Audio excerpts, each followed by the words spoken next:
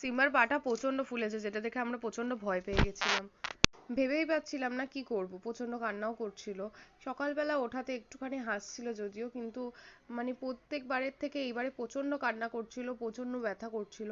ডাক্তারকে বলাতে ডাক্তার বললো এটা এখন হবে, কেননা ওরা ব্যথা আস্তে আস্তে অনুভব করতে শিখে গেছে আর ওরা বোঝাতেও পারবে, তাই জন্যই ও এত কান্না করছিল। মানে রাখাও মুশকিল হয়ে গেছিল, 3 দিনের পরও ওর ব্যথা কিন্তু একদম কমছিল না। তো এখানে দেখো বোনের সাথে খেলছিল নতুন খেলনাটা নিয়ে। আর সত্যি কথা, ও সকালবেলা রেডি ছিল না, তখন ভিডিওটা তুলেছি, কেউ কিছু মনে তো এই যে আমরা এখন ছাদে যাচ্ছি রিলস বানাতে, কেননা অনেকদিন ধরে একটা রিল সেভ করে রেখেছি বাট বানানো হচ্ছিল না, ওটাই বানাতে ছাদে যাচ্ছি। মা আগেই চলে গেছে, আমি আর বোন এখন যাচ্ছি।